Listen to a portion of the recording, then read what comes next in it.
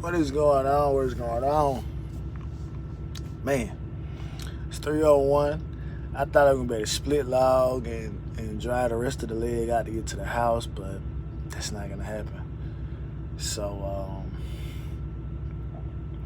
man, I don't know what I can go back to. I don't know if I need to go back to Tuesday when I sat around the rest of the day because I didn't contact dispatch, or could I go back to Thursday when I didn't leave at the time that I wanted to leave.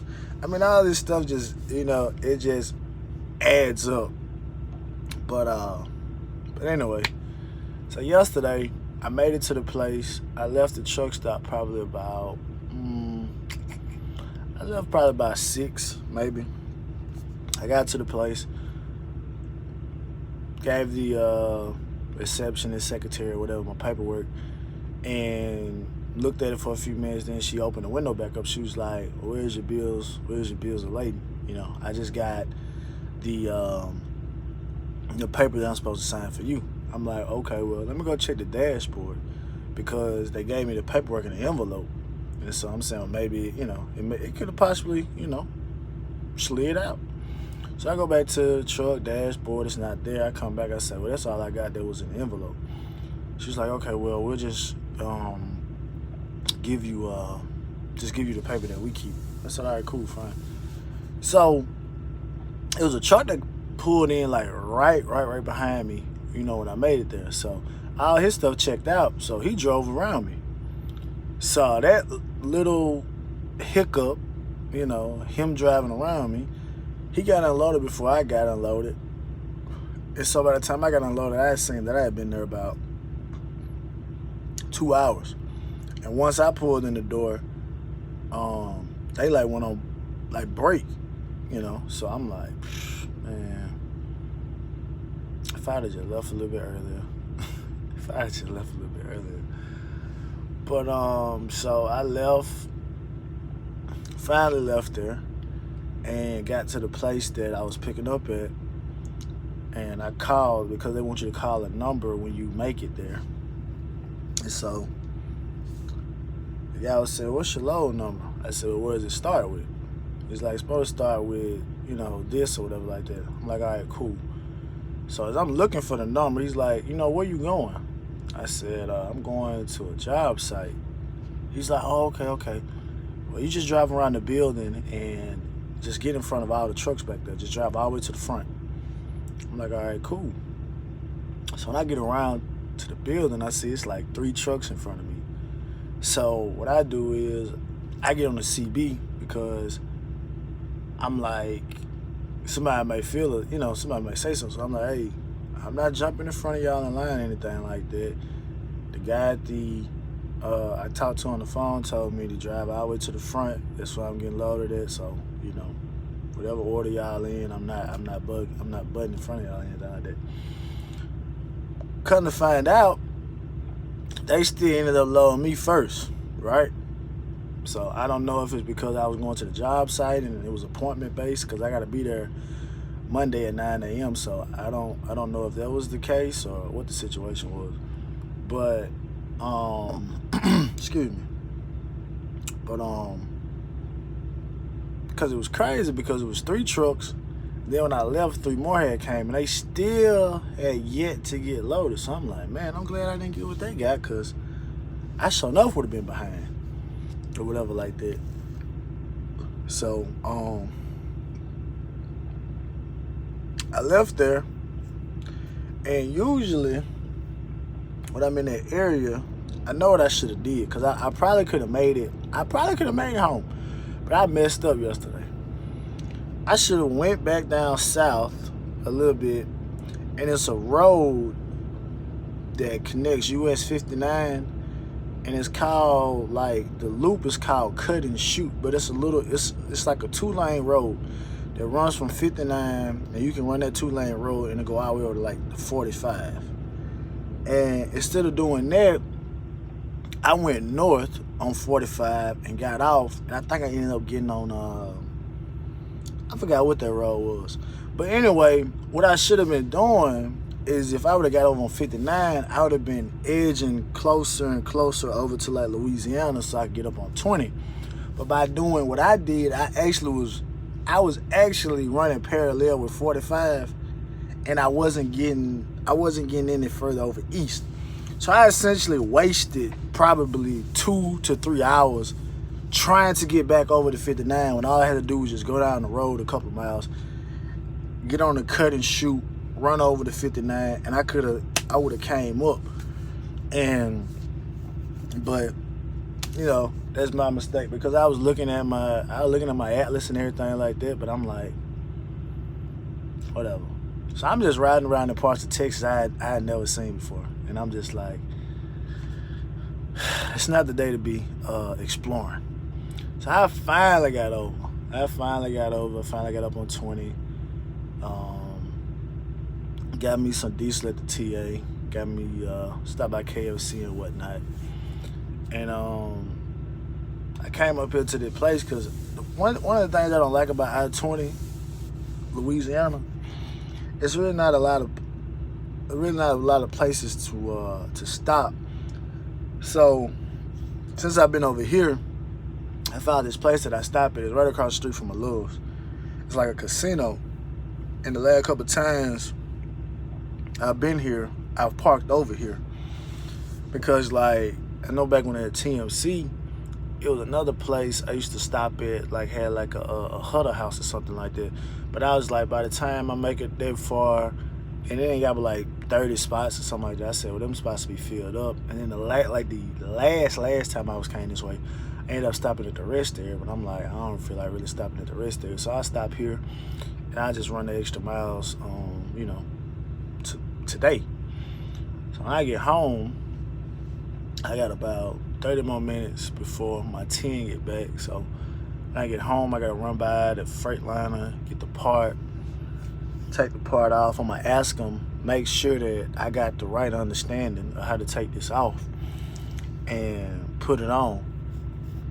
But if it's a situation where it seems like it may be a little bit too much, but it don't seem like it'll be as much to do, like with the what you want to call it, the shutoff valve that we changed out. So I don't think it'll be nothing like this. So, and then plus I got a lot more room, and I got the tools. I should be able to take it off and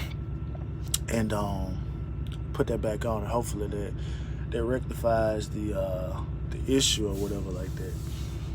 So, you know, but yeah, man, I literally wasted so much time yesterday coming back over here, you know. So it's like, oh well. So I'm just gonna slide through. I'm about to recap next week, but it shouldn't be that big of an issue or nothing like that. Like I said, it's starting to get, well, it's cold now. And I was telling my wife, I said, yeah, man, you know,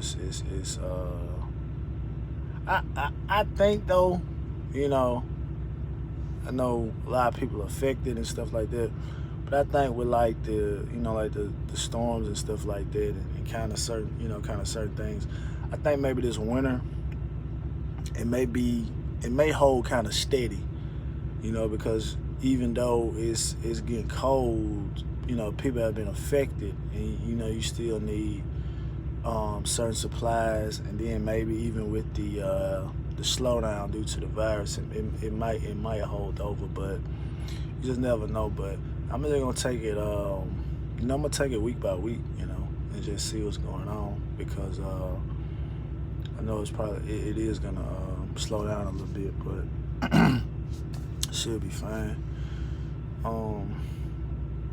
Yesterday was the first day I actually thought about like other divisions of trucking, because I'm like, you know, obviously, for those who don't know, or maybe weren't on YouTube, there's a guy named Casanova. He was the first guy I ever watched when I was thinking about doing truck. Well, once I got in trucking, I found like his videos. He's not on YouTube anymore, or if he is, I don't know his name anymore.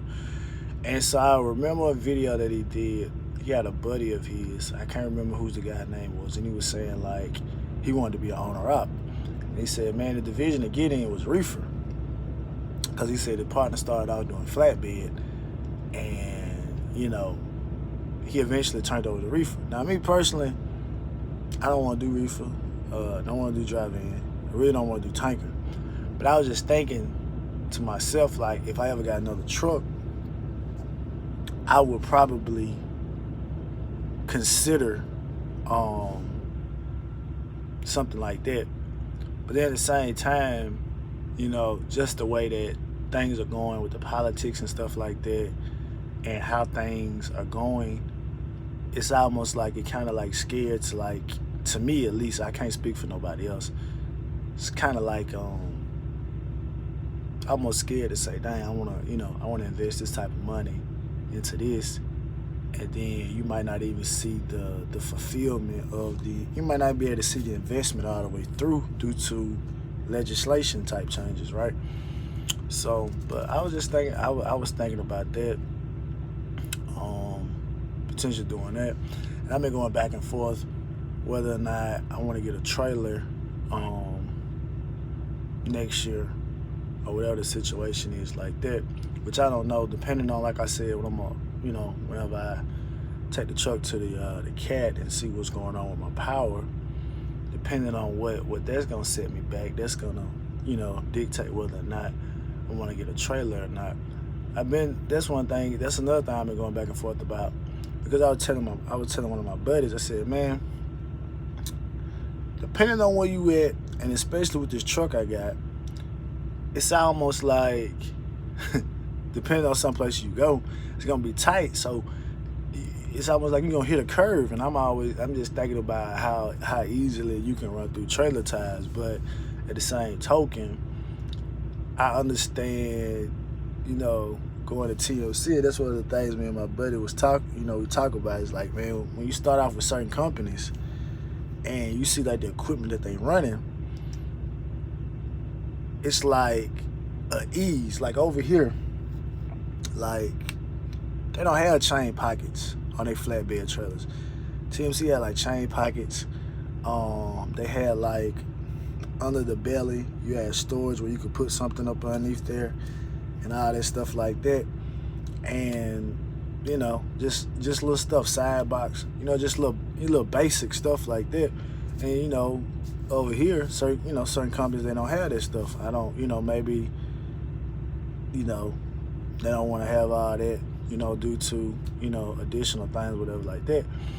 But I was saying, I know what type of trailer I want though. I want a big bubble, and that trailer is it's the best looking flatbed trailer. Well, I ain't gonna say that.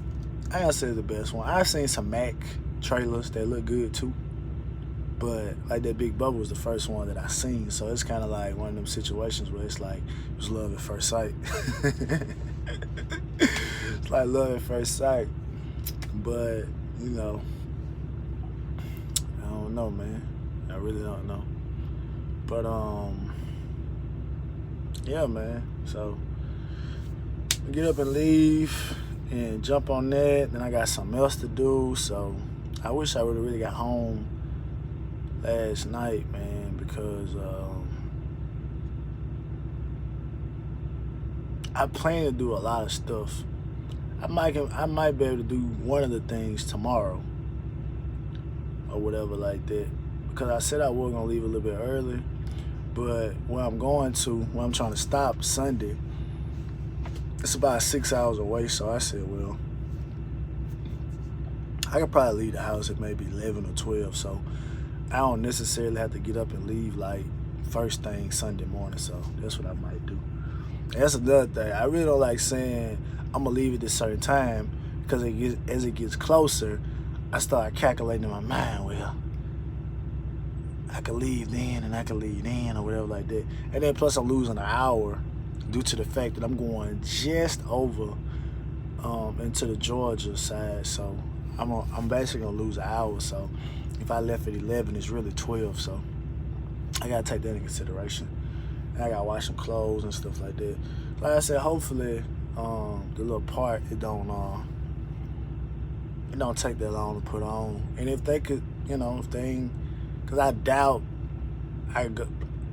that'd be my look. If I could just go to the Freightliner and they say, yeah, we could squeeze you in today, that'd be great. But I mean, I don't want to. If they can't, you know, they can't or whatever like that. But it don't, like I said, it don't like it's that hard. Like I said, whenever I get there, I shoot a vid to show you, because I see what the issue is. I'm just using the YouTube record, but I could use like the iMovie or something like that to record. So I'm gonna start using that when I'm doing stuff like this. That way I can pause and then resume it, and then even like show all that different stuff like that. So yeah, I'm gonna do that. But anyway, man, I done ate. I had 3 donuts left over from like 2 days ago, heating them up, still fresh. So I ate that, so I should be good. Like I said, I think I'm about 4 hours away from the house, maybe 4.5. It just depends on traffic, but I should be good to make it there, and then jump on that as soon as I get home, wash some clothes, and then I can chill out for the rest of the day. Chill out for the rest of the day. But yeah, man, y'all have a good weekend, man. But like I said, I'll be back with another vid, just to like I say, show y'all what the party is when I pick the part up and everything like that, and put it on and everything like that. So yeah, we're gonna do that. So anyway, man, y'all be good, and I'll be back with y'all later.